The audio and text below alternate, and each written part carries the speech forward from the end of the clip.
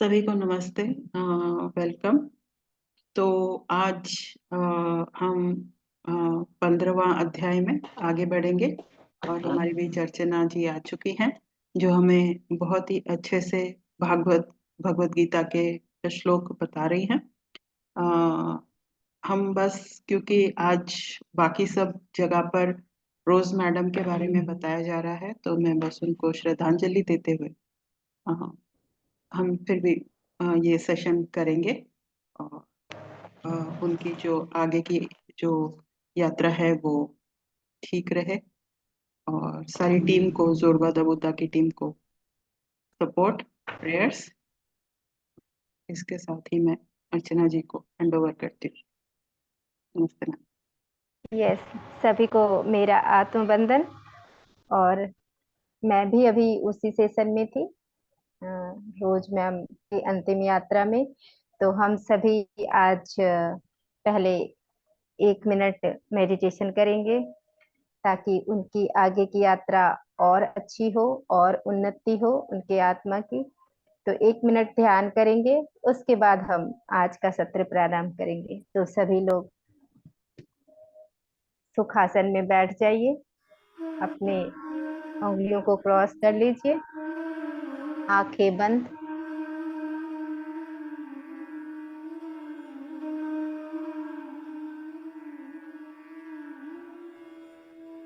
सारा प्यार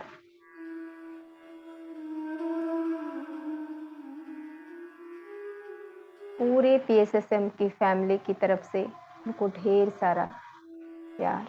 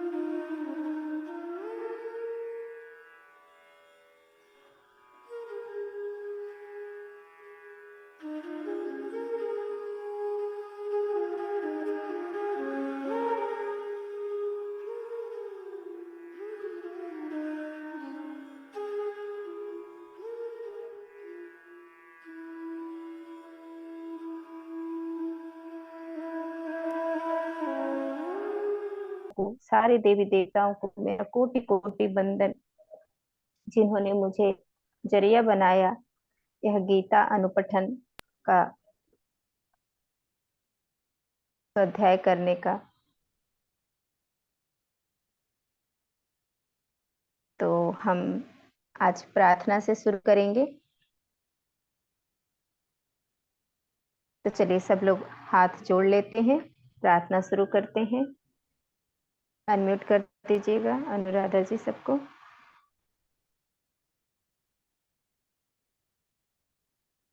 वसुदेव सुतन देवं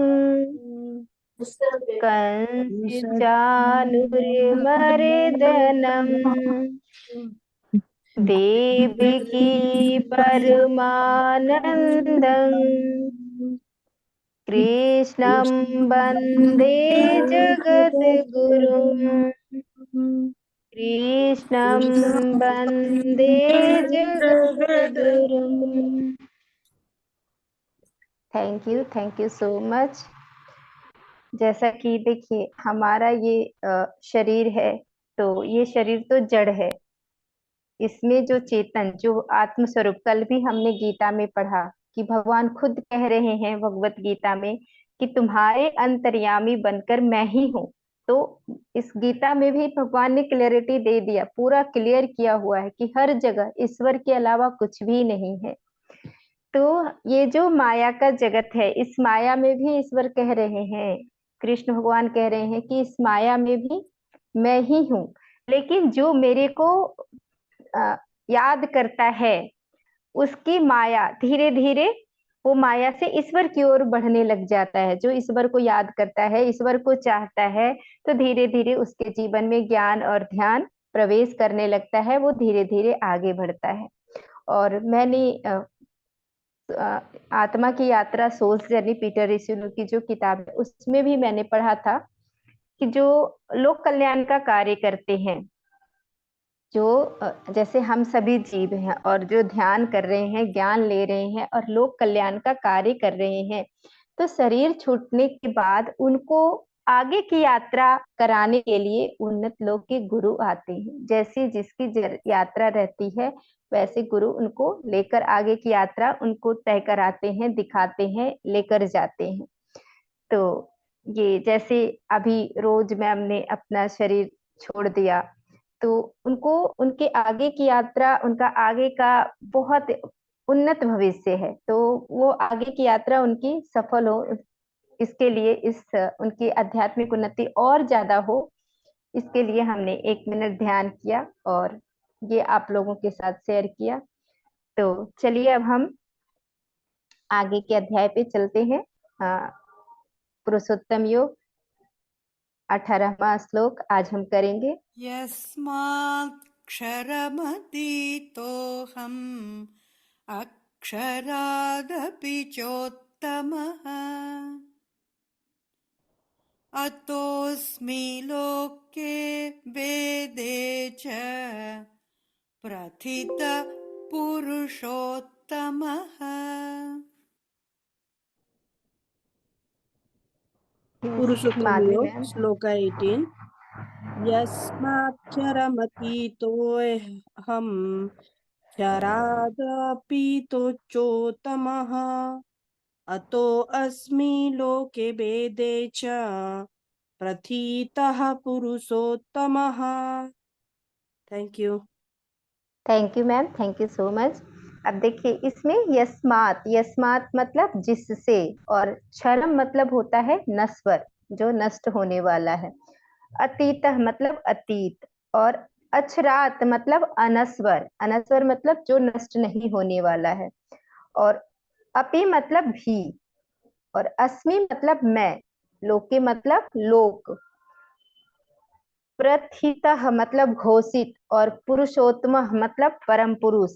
अब इसमें भगवान कह रहे हैं कि क्योंकि मैं नासवान जड़ वर्ग क्षेत्र से तो सर्वथा अतीत हूँ, माया में स्थित हूँ, अविनाशी जीवात्मा से उत्तम हूँ, इसलिए लोक और वेद में पुरुषोत्तम नाम से प्रसिद्ध हूँ। भगवान का नाम जो है पुरुषोत्तम, वो सर्वविदित नाम है, सब लोग जानते हैं कि भगवान को हम पुरुषोत्तम कहते हैं, और यही नाम उचित है क्योंकि पुरुषोत्तम मतलब पुरुषों में उत्तम। अब जैसे हम सभी पिता को पिता नहीं बोलते, पिताजी बोलते हैं, तो वैसे ही जो जीव, जीव क्या है, ईश्वर का अंश है, जीव भी तो ईश्वर का ही अंश है ना, तो उस ईश्वर को पुरुषोत्तम बोलते हैं क्योंकि वो सबसे उत्तम है, पुरुषों में उत्तम है, इसलिए उनको पुरुषोत्तम। जैसे हम अपने पिता को पिताजी बोलते हैं, वैसे ही उनको, ईश्वर को हम पुरुषोत्तम बोलते हैं क्योंकि हम सब उनके अंश हैं। और अंश में भी मैंने पहले श्लोक में बताया था कि अंश में भी ऐसा नहीं कि एक होता है कि अंश मतलब कट कट कट चला गया, कटा हुआ, वो ऐसा कटा हुआ नहीं। जैसे सूर्योदय है, सूरज भगवान है, तो इनकी कैसे, अगर हम पानी रखे प्लेट में तो उनकी पूरी परछाई बनेगी, थाली हटा लो तो परछाई गायब। तो उसी तरह कैसे सूरज का अंश ही तो आ रहा है, तो उसी तरह हम सभी अंश हैं उनका, कटा हुआ भाग नहीं। अंश का मतलब ये नहीं समझना कि कटा हुआ भाग, तो इसी तरह से हम सभी उनके अंश हैं, इसलिए वो पुरुषोत्तम है।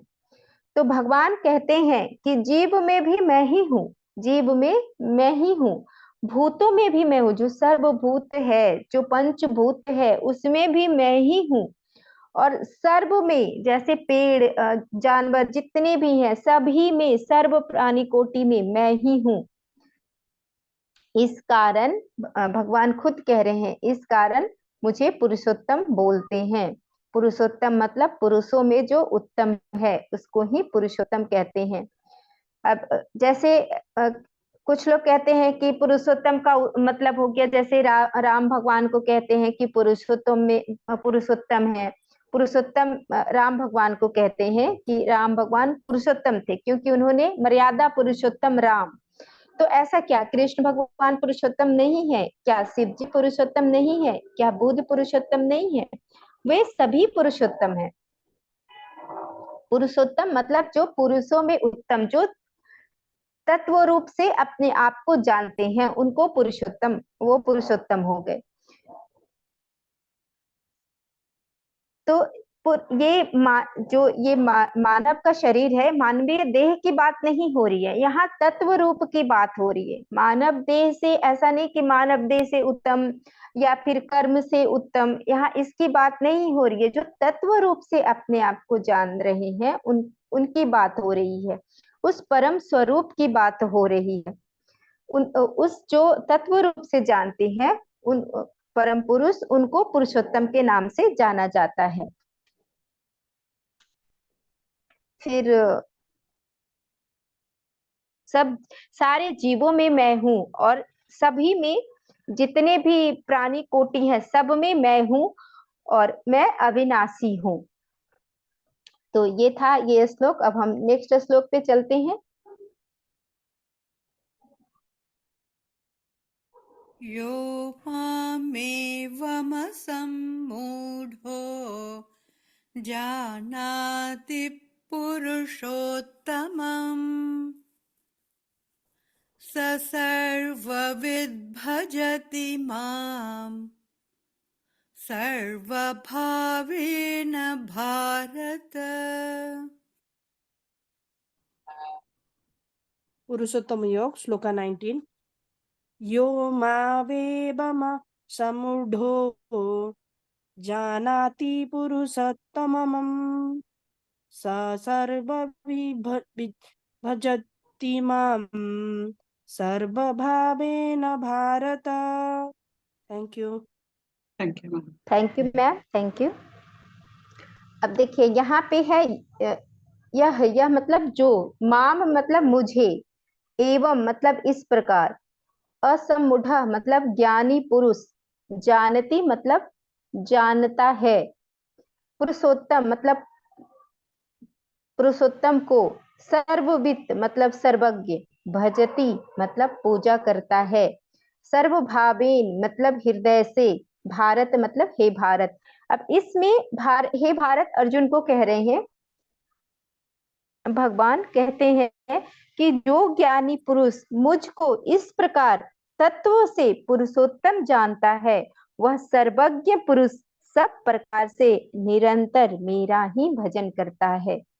भगवान यहाँ पे कह रहे हैं अर्जुन को कि जो ज्ञानी पुरुष तत्व रूप से मुझे जानता है कि तत्व रूप से मैं ही पुरुषोत्तम हूँ, मैं ही सब में विराजमान हूँ, मैं ही उसके अंदर अंतर्यामी हूँ, जो इस बात को जानता है कि ईश्वर के अतिरिक्त और कुछ भी नहीं है, ये संसार एक माया है, जो इस प्रकार सर्वत्र सब कुछ जानता है, वह पुरुष निरंतर मेरा ही भजन करता है, क्योंकि वो जानता है कि ईश्वर के अतिरिक्त कुछ है ही नहीं, ये संसार माया है, तो वो हमेशा हमारा ही भजन करता है। वो उसको कोई और चीज नहीं चाहिए, कोई रुपया पैसा कुछ भी नहीं चाहिए। अब जैसे कई लोग होते हैं कि दिखावा में ही जीते हैं, जैसे एग्जाम्पल के तौर पे कि जैसे हमें भी पहले ज्ञान नहीं था, तो हम क्या पहले के लोग क्या करते, कितने दिखावे में स्टेटस सिंबल होता है कि अरे हमारे पास ये चीजें हैं, हमारे पास वो चीजें हैं, दिखावे में उनको खुशी मिलती है, आनंद मिलता है, क्योंकि अज्ञानता रहता है, मूढ़ता रहता है। जब बहुत छोटे की बात किया जाए तो छोटे में जब किशोरावस्था रहता है तो उस समय आता है मन में, मेरे मन में भी आता था कि अरे सबके पास इतनी सारी चीजें हैं, हमारे घर में ये चीज नहीं है, ये हमारे घर में इस चीज की कमी है, तो हम दिखावा करते थे कि क्योंकि अज्ञानता था। और अभी तो बहुत लोगों के अंदर ये दिखावा करने का होता है कि मेरे पास ये सामान है, मेरे पास वो सामान है, मेरे पास ऐसी चीजें, महंगी महंगी वस्तुएं हैं।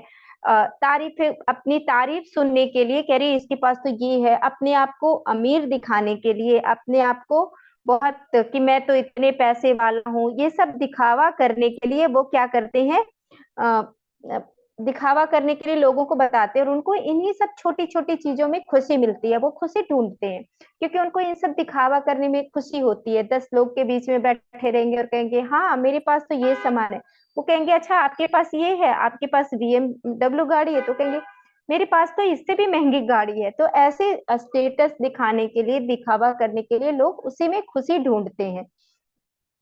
तो भगवान कहते हैं कि श्रेष्ठ वस्तुओं की चाह मानव के अंदर होती ही नहीं है, वो तुच्छ चीजों में ही लिप्त रहते हैं, वो मायावी चीजों में, जो नष्ट होने वाले चीज है उसी में वो खुशी ढूंढते रहते हैं। अरे तो ठीक है, कितनी भी बड़ी गाड़ी आ जाए, कितना भी बड़ा धन संपत्ति आ जाए, तुम्हारे शरीर छूटते ही वो तो सब कुछ छूट जाएगा, कुछ तो रहेगा ही नहीं तुम्हारे पास। तो क्या है, वो तो टूटने फूटने वाली चीज है। तुम्हारा शरीर छूटा कि वो सारी चीजें छूट गई। और वो सारी चीजें जो भी तुम महंगी से महंगी वस्तु कह लो, महंगी महंगी से महंगी गाड़ी कह लो, महंगा से महंगा घर कर लो, जितनी भी चीजें संसार की है सब टूटने फूटने और परिवर्तित होने वाली है। सब नित्य अनित्य है, सब हो होकर बदलने वाली है। जो नित्य है, जो शाश्वत है, उसकी चाह तो मानव को रहती ही नहीं है। भगवान कह रहे हैं कि सबसे श्रेष्ठ मैं हूँ और मुझे ही स्मरण करो, मेरे अलावा किसी को भी स्मरण करोगे तो वो छूटेगा ही छूटेगा। मेरे से ज्यादा श्रेष्ठ कोई भी नहीं है। और हम क्या करते हैं, हम तो ईश्वर के अलावा सारा काम करते हैं, लेकिन ईश्वर को कभी स्मरण नहीं करते। इसीलिए महाभारत में भी आपने सुना होगा कि जो कुंती थी वो हमेशा कहती थी कि हे ईश्वर, आप हमें दुख देना। क्यों दुख देना? क्योंकि इसलिए, क्योंकि दुख में हम परमात्मा को याद करते हैं, ताकि मैं आपसे दूर न रहूं, इसलिए दुख की चाहत है, ताकि मैं आपको याद करते रहूं, आपको भूलूं ना। तो ये मैंने सुना था बचपन में, इसलिए आप लोगों के साथ शेयर किया। तो इस प्रकार वो दुख मांगती थी ताकि ईश्वर के नजदीक रहे। तो इस प्रकार भगवान कह रहे हैं कि माया श्रेष्ठ नहीं है, मैं ही श्रेष्ठ हूँ। तुम माया को क्यों याद करते हो? तुम मुझे याद करो। प्रकृति में जितने भी सामान प्रकृति से बने हैं सब कुछ टूटने फूटने वाले हैं, इनको याद मत करो, इनसे मन मत मिलाओ। मन को मिलाना है तो उससे मिलाओ जो अविनाशी है, जो परम पुरुष है, तुम्हारे भीतर ही विराजमान है। ढूंढो अपने भीतर, वो मैं तुम्हारे भीतर ही हूँ। और जब तुम मुझे भीतर ढूंढ लोगे, भीतर प्राप्त कर लोगे, तो आंख खोलोगे तो तुम्हें सब में मैं ही नजर आऊंगी। एक चींटी में भी मैं ही हूँ, एक हाथी में भी मैं ही हूँ, तुम्हारे भीतर भी मैं ही हूँ। सारे प्राणी कोटि में, सारे जगत में मैं ही विराजमान हूँ, मेरे अलावा कोई है ही नहीं। तो कितने सुंदर से भगवान कह रहे हैं गीता में, गीता के इस श्लोक में, कि हर जगह मैं ही हूँ, मुझे ही स्मरण करो, मेरे अलावा बाकी चीजें व्यर्थ है। सब कुछ यही छूट जाने वाला है, कुछ भी तुम्हारे साथ नहीं रहने वाला, और कुछ भी चीजें तुम्हें आनंद नहीं देने वाला। अगर वो क्षणिक आनंद है, तुम्हें दिखावे में, गाड़ी में, मकान में, वस्तुओं में, संबंधियों में खुशी मिलती है, तो वो क्षणिक खुशी है।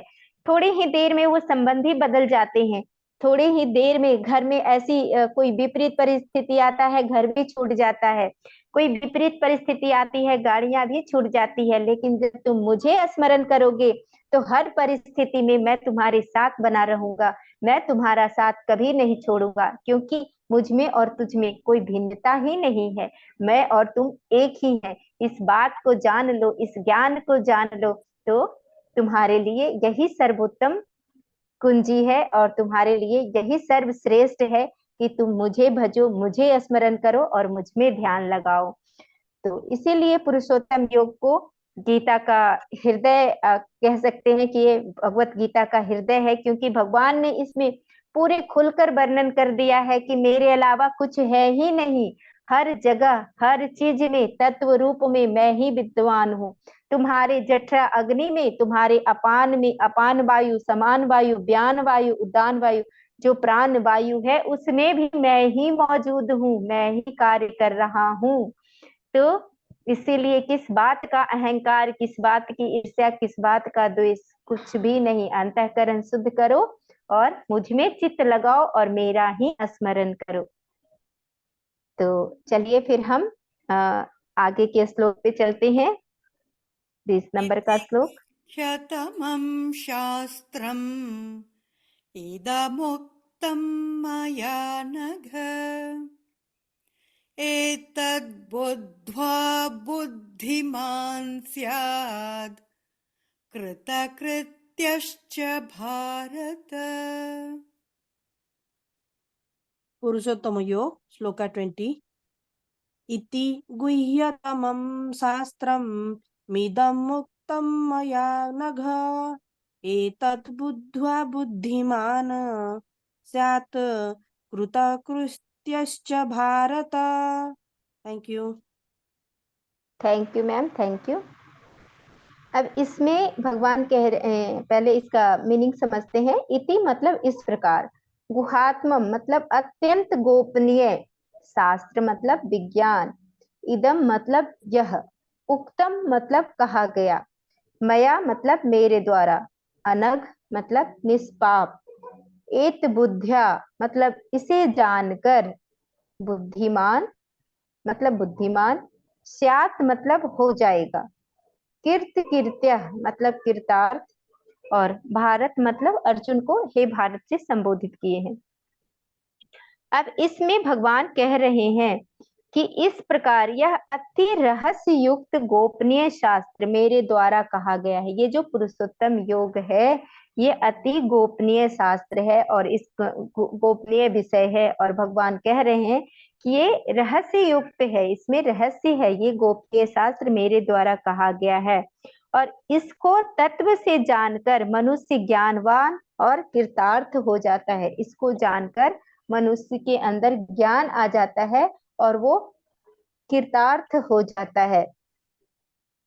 मतलब मनुष्य इसको जान करके ज्ञान प्राप्त करता है कि हर जगह मैं ही हूँ। इस श्लोक में आत्मज्ञान के बारे में बताया गया है कि जो इस तरह से पुरुषोत्तम योग को सही से बिल्कुल हृदय से डिवोटेड होकर के पढ़ता है, ज्ञान अर्जित करता है, तो उसको फिर इस पे मनन चिंतन करने से उसके अंदर आत्मज्ञान आने लग जाता है।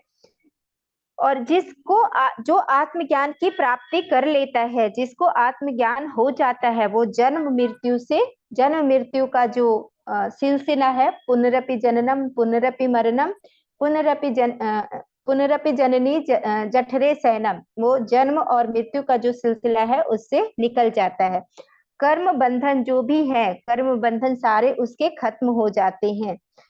तो इस तत्व ज्ञान को जो मनुष्य समझ जाता है, जिस मनुष्य की बुद्धि इसको अच्छे से समझ जाती है, वो आत्म ज्योति प्राप्त कर लेता है। और इसके उपरांत जो आत्म ज्योति प्राप्त कर लिया, इसके उपरांत उसको कुछ और प्राप्त करने की अभिलाषा नहीं रह जाती, कुछ और जानने के लिए उसको शेष नहीं रह जाता, उसकी यात्रा समाप्त हो जाती है। जो जन्म और मृत्यु आने और जाने की जो यात्रा है, वो यात्रा समाप्त हो जाती है।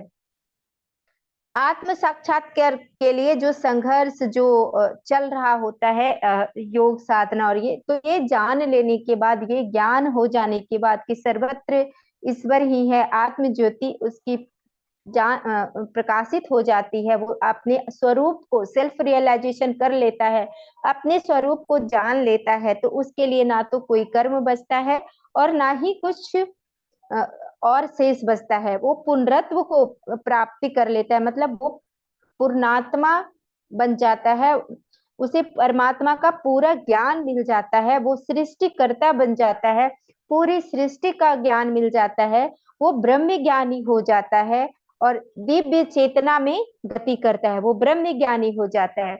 मतलब ब्रह्म ज्ञानी और ब्रह्म में कोई भेद नहीं रह जाता, ईश्वर में कोई भेद नहीं रह जाता। जैसे जो भी ब्रह्म ज्ञानी संत अभी इस पृथ्वी पे मौजूद हैं, उनमें और ब्रह्म में कोई भेद नहीं है। जैसे हमारे पत्री सर थे, जैसे जितने भी अभी उच्च कोटि के संत हैं जो आत्मवेता गुरु हैं, उनमें और ब्रह्म में कोई भेद नहीं है, ईश्वर में कोई भेद नहीं है। इसीलिए ये श्लोक भी है, गुरुर ब्रह्मा गुरुर विष्णु गुरुर देवो महेश्वरा, मतलब गुरुर साक्षात पर ब्रह्म तस्मै श्री गुरुवे नमः। मतलब गुरु ही साक्षात पर ब्रह्म है, वैसे गुरु को कोटि कोटि नमन। तो कहते हैं कि उसमें और मुझ में कोई भेद नहीं रह जाता। वो सर्वत्र आत्म तत्व के दर्शन करता है और ब्रह्म में ही वास करता है। वैसे गुरु आत्म तत्व का दर्शन करता है और उसका वास ब्रह्म में ही होता है। सर्वत्र जो भी क्रिया हो मतलब जो भी कार्यकलाप हो रहा है इस प्रकृति में, उसको दिव्य लीला मानता है। इस प्रकृति में जो भी कार्य हो रहा है, वैसे पुरुष उसको दिव्य लीला मानता है और उसमें कोई बाधा नहीं। कुछ भी प्रकृति में घटना हो रही है वो ईश्वर के द्वारा हो रही है, दिव्य लीला हो रही है, उसमें वो कोई बाधक नहीं बनता। और ब्रह्म ज्ञान होने पर जीवन के समस्त कर्तव्य पूर्ण हो जाते हैं, कर्म बंधन से मोक्ष मिल जाता है। आत्मज्ञानी जो होते हैं वो जीवन मुक्त हो जाते हैं और उनकी उनका जो ये है देह चेतना, मतलब शरीर का जो जिन्होंने अपने शरीर को जो ये है देह है, जिसको जड़ कह सकते हैं, तो ये जो शरीर है जिसने अपने शरीर को और अपने आप को अलग कर लिया, मतलब वो जान जाते हैं कि ना तो मैं मन हूँ, ना शरीर हूँ, ना बुद्धि हूँ, ना अहंकार हूँ, ना श्वास हूँ। इन सब से जो भिन्न अपने आप को जान लिया है, जो अपने शरीर का, अपने देह का अतिक्रमण कर लिया है, मतलब वो जान लिया कि ये देह जड़ है, मैं देह है ही नहीं, मैं शरीर हूं ही नहीं, मैं मन भी नहीं हूँ, मैं बुद्धि भी नहीं हूँ, मैं श्वास भी नहीं हूँ। जिसने इस बात को जान लिया है वो तीनों गुणों से अतीत हो गया है। मतलब तीन गुण जो जागृत, स्वप्न और सुसुप्ति की अवस्था है, इन तीनों अवस्थाओं से वह ऊपर उठ गया है। राग, द्वेष और द्वंद्वों से मुक्त होकर जन्म मृत्यु के बंधन से मोक्ष पा लिया। उसके अंदर ना तो राग है, ना द्वेष है, ना कोई भी द्वंद नहीं है, कोई अपना पराया नहीं, ये मेरा वो तुम्हारा, ऐसा कुछ भी नहीं है। अपने पराये से वो ऊपर उठ चुका है, क्योंकि उसने स्वयं को जान लिया। उसने अपने आप को देह से भी भिन्न, मन से भी भिन्न, बुद्धि से भी भिन्न, श्वास से भी भिन्न अपने आप को जान लिया कि मैं ही आत्म स्वरूप हूँ, मुझ में और ईश्वर में कोई भिन्नता नहीं है। ऐसा ज्ञानी वो अजानता है, ऐसा ज्ञानी पूरी तरह से जान जाता है कि मेरा जो पुनर्जन्म का श्रृंखला था वो अब नष्ट हो गया, मुझे अब पुनर्जन्म लेने की कोई आवश्यकता नहीं, और मेरे जो जितने कर्तव्य थे, जितने कर्म थे, सब पूर्ण हो चुका। जीवन का वो सर्वोच्च लक्ष्य प्राप्त कर लेता है। अब उसके आगे उसको कुछ भी प्राप्त करना या कुछ भी सीखना नहीं रह जाता। उसने अपने जीवन के जितने पाठ सीखने थे, सारे पाठ उसने सीख लिए। उसके जीवन में कुछ भी सीखना शेष नहीं रह जाता। जीवन के गहन रहस्यों को जिसने जान लिया है, ब्रह्मांड की सारी पहेलियों को जिसने सुलझा लिया है, वो सर्वज्ञ हो गया है, सर्व विधाता हो गया है, उसको सब कुछ, सारे ब्रह्मांड का ज्ञान हो गया है, तो उसके लिए कुछ भी शेष नहीं रह जाता। अब ये जो पुरुषोत्तम योग है, इसको संपूर्ण गीता का इसमें विज्ञान कहा गया है। संपूर्ण गीता इसमें जो कहते हैं कि संपूर्ण गीता का हृदय कह सकते हैं, वो संपूर्ण गीता का हृदय है ये 15वां अध्याय। और इसमें जो सार है, ये पूरे उपनिषद, पूरे वेदों का सार निहित है इस अध्याय में, पुरुषोत्तम योग में। इसलिए यह जो अध्याय है ये अति अति इम्पोर्टेंट है, क्योंकि इसमें भगवान ने कह दिया है कि वेदों के द्वारा जानने योग्य तत्व मैं ही हूँ। जिसको वेद के द्वारा तुम जानते हो, उस वेदों के द्वारा जिसको जानते हो, वो जानने वाला तत्व मैं ही हूँ। तो जो मुझे जान लिया उसको कुछ भी जानने के लिए श्रेष्ठ नहीं, कुछ भी नहीं बचता।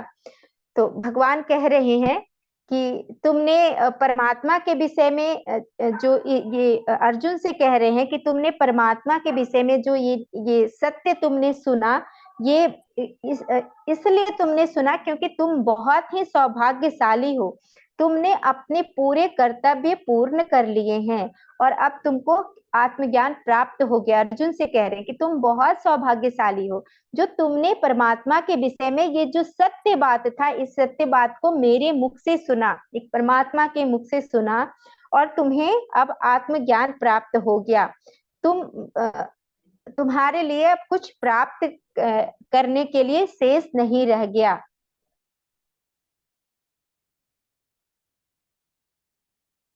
तो भगवान कहते हैं कि जो ब्रह्म ये जो 15वां अध्याय है पुरुषोत्तम योग, जिसमें इतनी तत्वों की बातें बताई गई है, जिसमें इतना गोपनीय रहस्य बताया गया है, तो भगवान कहते हैं कि इस रहस्य को ब्रह्म ज्ञानी गुरु से ही सुनना चाहिए। अगर ब्रह्म ज्ञानी गुरु से सुनो तो अति उत्तम है और इस ज्ञान को उसी के हृदय के पास कहना चाहिए जिनका हृदय शुद्ध हो, जो शांत हो और जो मोक्ष के लिए पूरा प्रयास कर रहे हैं, साधन चतुष्टय से युक्त हो। साधन चतुष्टय मतलब जिसके अंदर विवेक हो, वैराग्य हो, सट संपत्ति हो और जो जिज्ञासु हो, ये होता है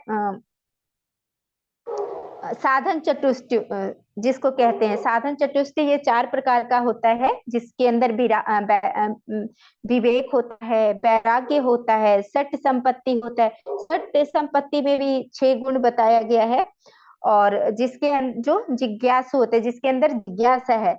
तो जिसके अंदर जो साधन चतुष्टय से युक्त हो, उसके अंदर उसको ये बातें बतानी चाहिए। ये गोपनीयता जो इस अध्याय में बताई गई है कि तत्व रूप में हर जगह मैं ही मौजूद हूँ, ये जो गोपनीय बातें है, रहस्य युक्त बात है, ये उसी को बतानी चाहिए। जिनका मन अशुद्ध है, जो सत्य को ग्रहण करने में अभी उनके अंदर शक्ति नहीं है, जो अभी माया में, मोह में, दूसरे को मारने में, काटने में, कष्ट पहुंचाने में लिप्त है, जिनकी बुद्धि विक्षिप्त है, वो अभी इस सत्य को जान करके उसको और विकृत कर देंगे। उनके अंदर ये सत्य डाइजेस्ट नहीं होगा।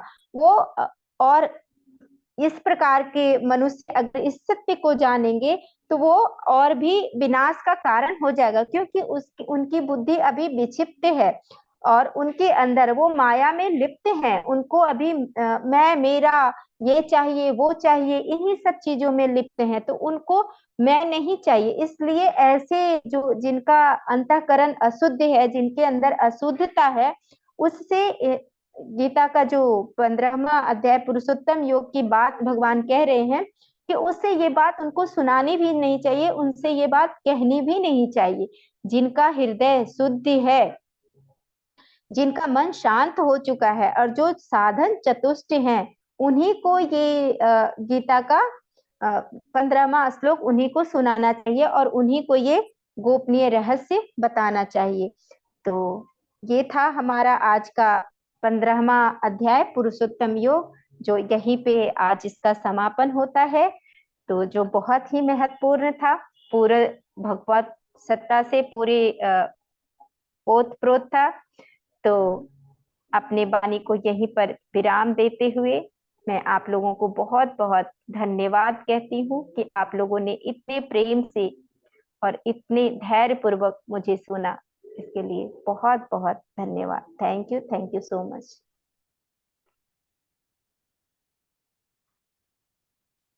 बहुत बहुत मन में सचमुच में बहुत मतलब कृतज्ञता हो रही है, ऐसा महसूस कर रहे हैं, ग्रेटफुल कि हमने ये सब सुना।